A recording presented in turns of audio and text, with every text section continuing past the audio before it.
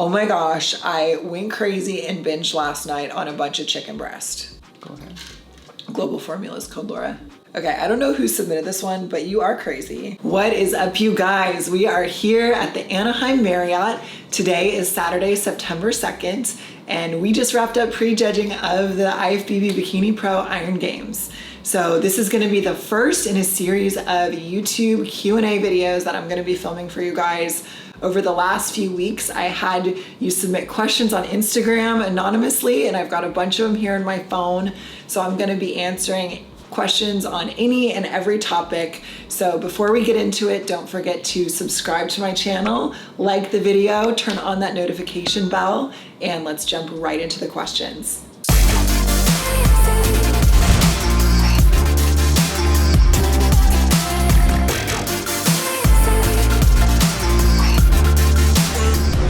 So our first question, how do you prep your skin for a show? Skincare, shaving, wax, etc.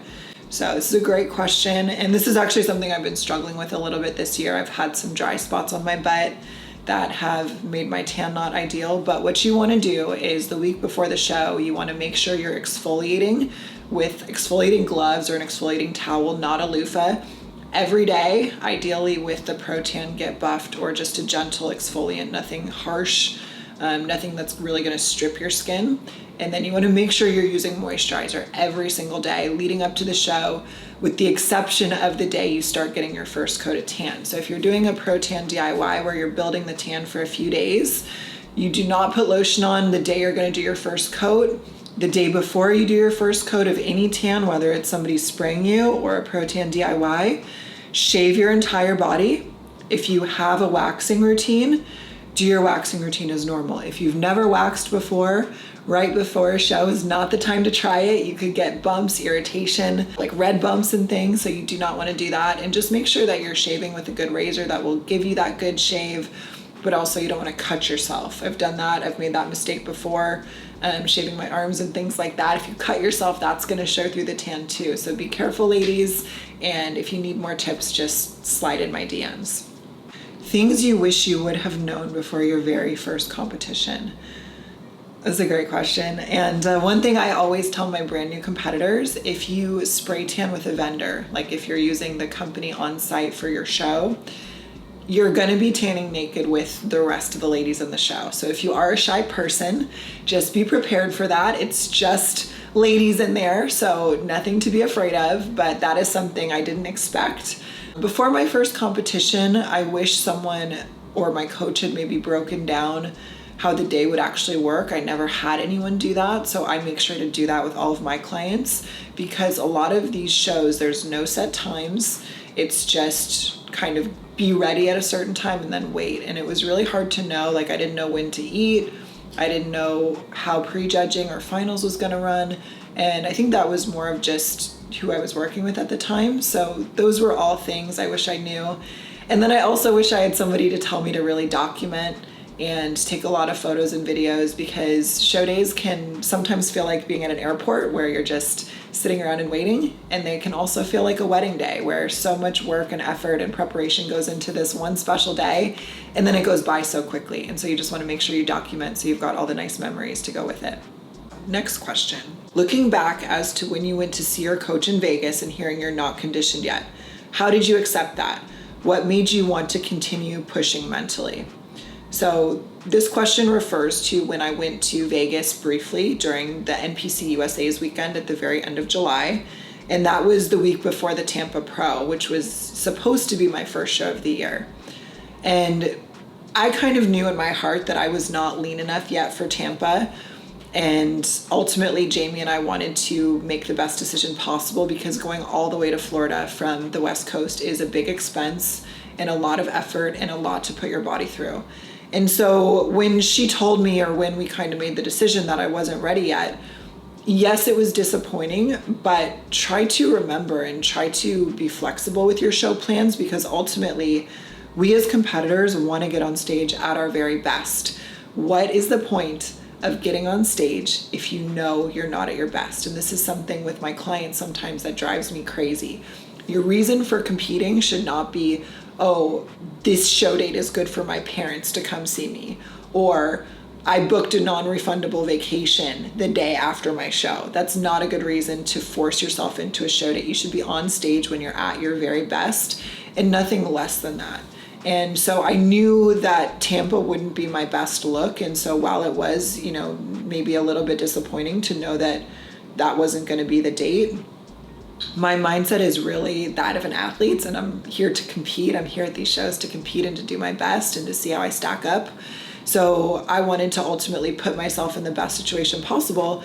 And we jumped into Tahoe the very next week. So it was only 1 week later. And I, you know, got second in the Masters group, placed ninth in the Open, and got a lot of great feedback and a lot of positivity from the judges and the promoters and just those in the industry. So it's, you know, just try not to be too attached to a specific show date. Next question. Is getting your lower body always hard to bring in conditioning? What advice would you give to other athletes dealing with that, specifically lower body tie-ins?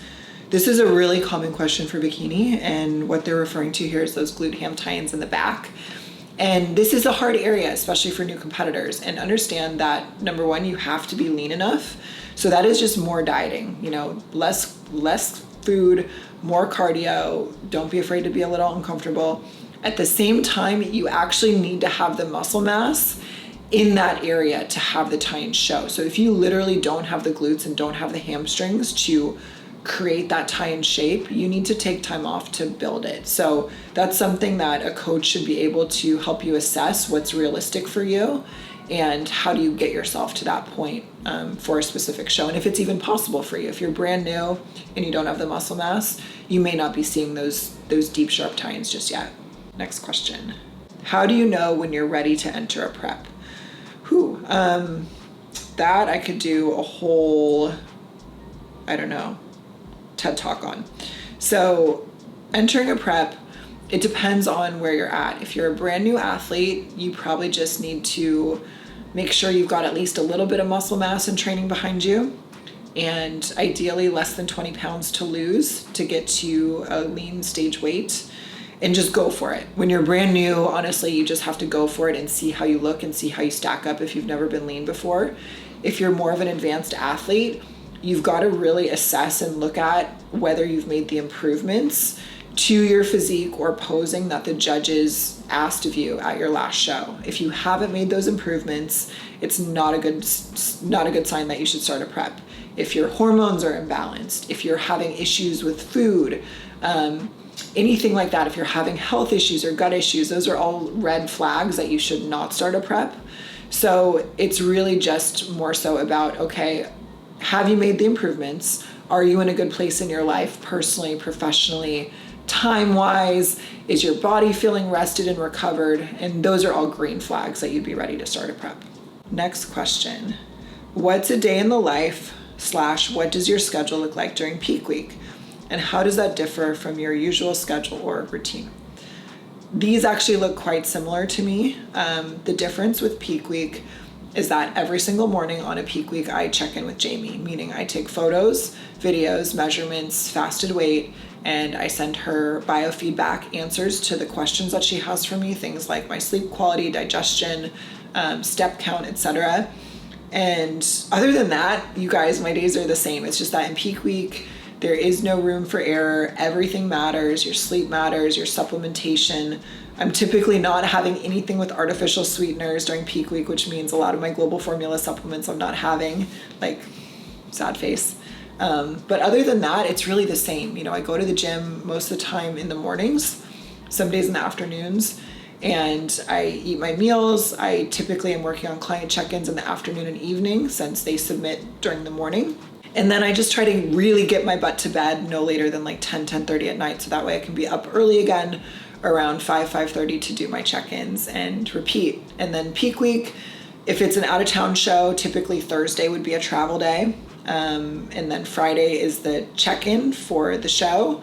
So that does vary a little bit. And then Saturday is obviously the show day. So life actually doesn't change too much, I guess. But I'm so happy and so grateful to do what I do. So it's all good. Next question.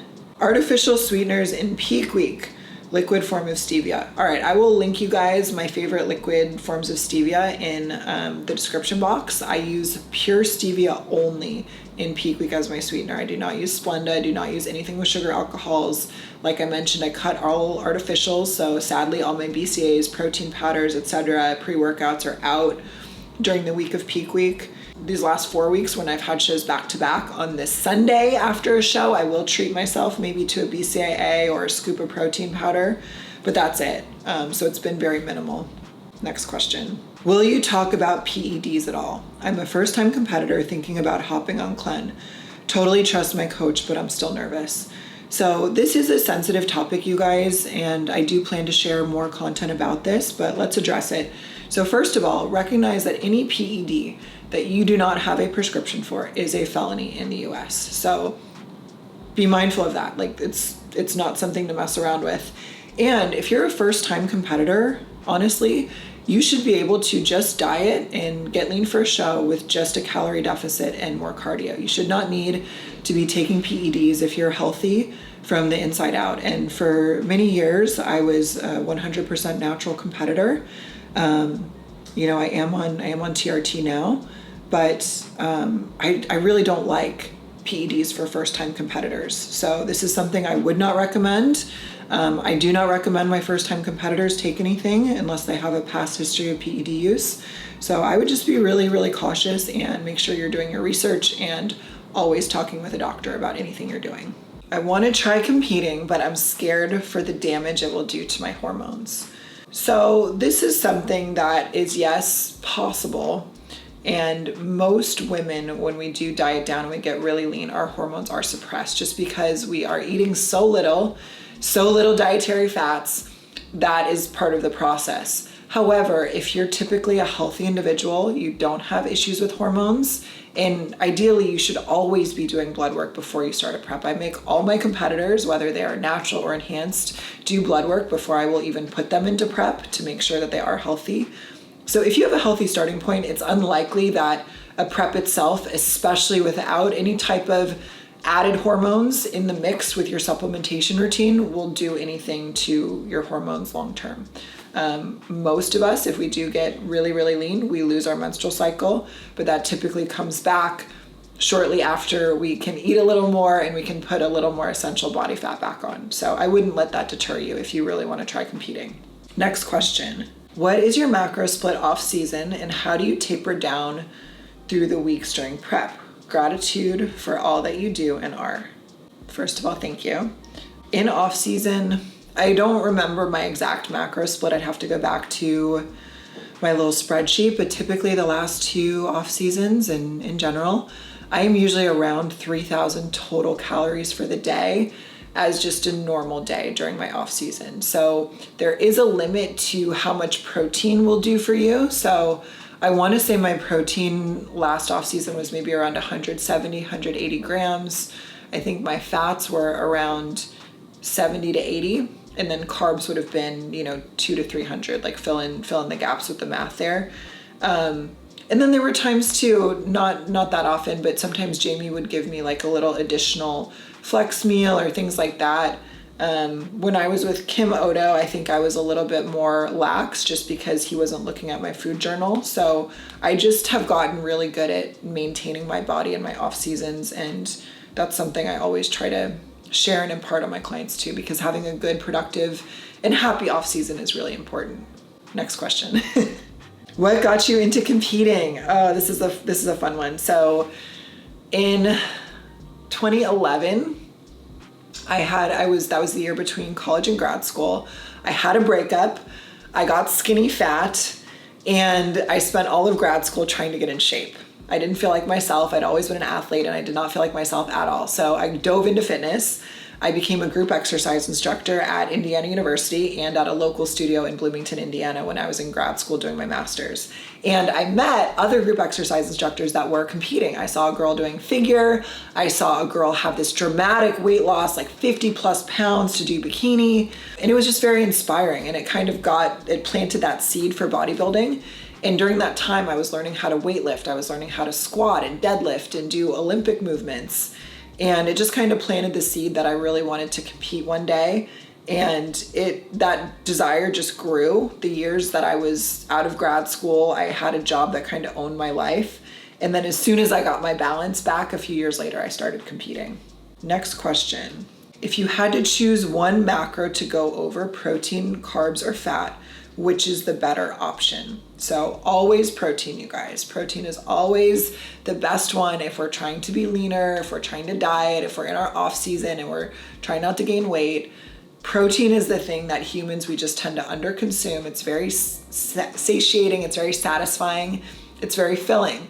You never hear someone, when was the last time you ever heard someone say, oh my gosh, I went crazy and binged last night on a bunch of chicken breast, or I binged last night on a bunch of steak. You never hear that because those are not the types of foods that are hyper palatable and that people will binge on. So if you have to go over, protein. Next question. What is the process to getting your pro card? So I do have a PowerPoint on this that I can share. Possibly my private Facebook group, I am considering opening up to everyone. Right now it's just available to my clients. So that's in there. Essentially what you need to do is at a local show like this one, like if you're competing in the NPC amateur division of the Iron Games this weekend, you would need to place top 2 in your open class to qualify to go to nationals. If you're a master's athlete, meaning 35 and above, and you're just wanting to do a specifically master's national show, you just need to compete at an NPC show in the same calendar year. And these instructions are all on NPC News Online, so I'll try to post a link for that as well in the description box.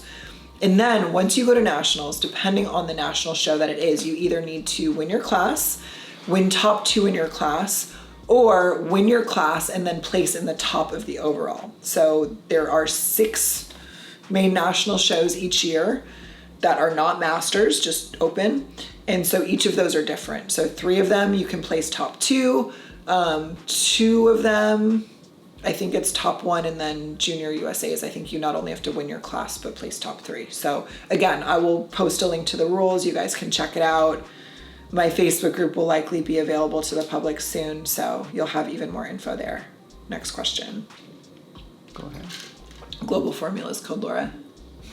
Here's a wild one. Would you ever want to go up a class or multiple classes in the IFBB? Call me crazy, but I think you'd make a great open bodybuilder. Okay, I don't know who submitted this one, but you are crazy.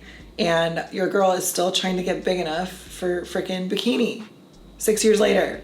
So no, I love the look of some of the other divisions. I love the look of wellness. All of them. Figure, I think all the women in every division are beautiful, and I just love a fit, muscular look. However, I am 6 feet tall, and like I said, I'm still not big enough for bikini. I'm still getting feedback that I need more muscle mass to be more competitive as a pro. That is my feedback. So I would have to do way too many PEDs. I would have to take on way too many health risks, and I would be fighting my body's natural tendencies and genetics to go up a class. So that is not going to happen. Next question.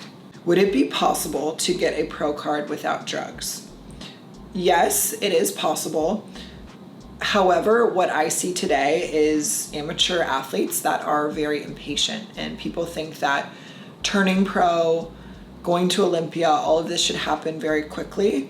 And there are people that do that. However, what I also see is those that do it quickly, they are typically taking on a lot of risk to do so. And at some point or another, there are consequences to that, whether it's to their health or to their femininity, or their mental well-being. So you can absolutely go pro naturally, but you need to shift your mindset that it is a long-term process. Like, it is likely going to take you years and years potentially, versus others who might be doing it quickly. So I always think, if you are a competitor, I always think you should start as a natural athlete, because if you cannot follow a diet, if you cannot do cardio and suffer, the drugs are only masking your lack of hard work. Like, truly, you should be able to bodybuild naturally. And I think anyone who is interested in competing should try it naturally first before they ever consider PEDs. And people fail to forget that it's bodybuilding. The most important things are nutrition, training, recovery. Everything else is the icing on the cake. Those 3 things are the cake. So have you, or do you do posing coaching for other divisions. So yes, I do posing coaching for bikini, wellness, and figure in the NPC and IFBB. And for natural federations, I also do bikini posing for the OCB and the PNBA and INBA. The other divisions and federations are just, they're a little too small, there's not much demand, and it's not really worth my time. The bulk of my posing clients are NPC or IFBB bikini athletes. Next question. Next question. If after dropping some weight for the show, what happens with the little loose skin on the stomach? So that loose skin will show during your show. As you gain weight back, that loose skin could go away if you're gaining a lot of weight in your midsection. But what I recommend and what I use myself is lipoxyderm. MuscleContest was incredible. They gave us some of these at the check-in, and I use this every day in prep, and I try to remember to use it every day in off season. I put it on my stomach, the back of my legs, my butt, and this is clinically studied to help reduce cellulite, help reduce body fat, and the appearance of loose skin. So highly recommend this. For all my masters, like all my 35 and above ladies, I highly recommend this to them. So you can go online to their website, lipoxyderm.com, use code Laura, and work on having a tight, toned stomach with no loose skin. Next question. So do you share your gluten training schedule and where? I think they mean, do you share your glute training schedule and where? I think I am going to create a glute guide, so that might be a free resource or a little ebook that I'll share. My clients get the benefit of my glute training and glute programming, but that is it right now as far as what I've shared. I'm going to share a little bit more on Instagram, but I'm not intending to share every single workout I do. That's not typically the type of content I do, but I have thought about putting together a glute guide. So if you guys want to see that, comment below and let me know you want to see a glute guide. Next question. Do you think there's ever a time in an off season that it's safe to not have a coach? If, say, you plan on taking at least a year off from stage just to save money mostly. I personally would say to always have a coach, especially if you're a newer athlete and you're newer to competing. You probably need the accountability and support more.